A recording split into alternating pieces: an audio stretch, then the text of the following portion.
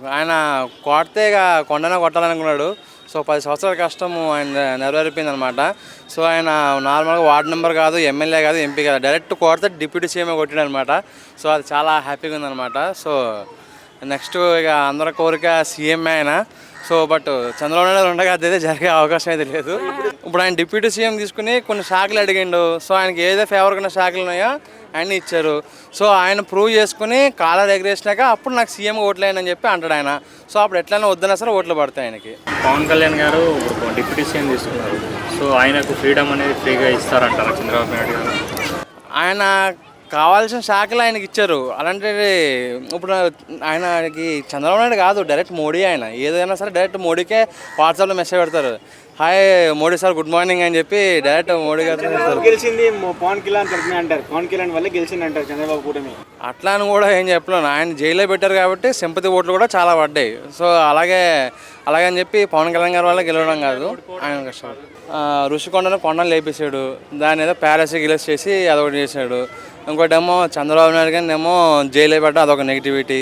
ఇంకోటేమో తెలంగాణలో ఏమో ఐటీ సెక్టారు ఇన్ఫ్రాస్ట్రక్చర్ అంటే ఆయనేమో చేపలు రొయ్యలు పీతల గురించి మాట్లాడుతున్నాడు ఆయన. ఇక ఇన్వెస్టర్లు చేపలు రొయ్యల గురించి అయితే ఇన్వెస్ట్ చేయరు కదా. సో ఆయన డెవలప్మెంట్ మానేసి పథకాలు పెట్టేశారు అనమాట. విద్యా వ్యవస్థ మీద కానీ అక్కడ జరిగిన అంటే ఇప్పుడు చేసాము, అన్ని ప్రజలకు మేము హెల్ప్ చేసాము, డబ్బులు ఇచ్చాము, అది చెప్తున్నారు. ఇప్పుడు బెటర్ ఏంటంటే ఇప్పుడు ఆంధ్రప్రదేశ్ డెవలప్మెంట్ లేదు, ఆయన ఓన్లీ పథకాల మీద కాన్సన్ట్రేట్ చేశాడు.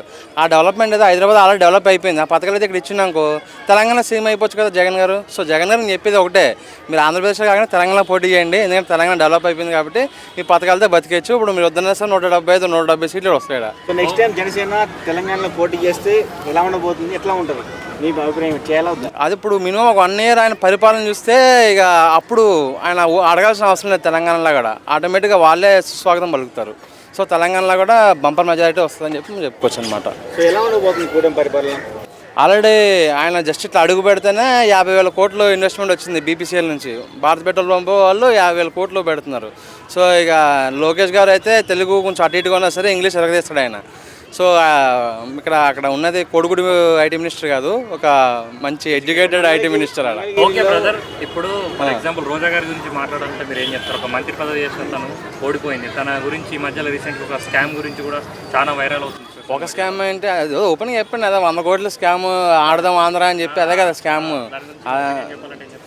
అదే ఆటేదో 100 కోట్లు ఆడుకుంటున్నారని చెప్పి నేను అనుకుంటున్నాను. నాకైతే తెలిసి ఆమె రోజా గారి గురించి ఒక 2 మాటలు, ఒక మంత్రిగా తను ఎలా పరిపాలించింది, తన గురించి మీ ఒపీనియన్ ఏంటి?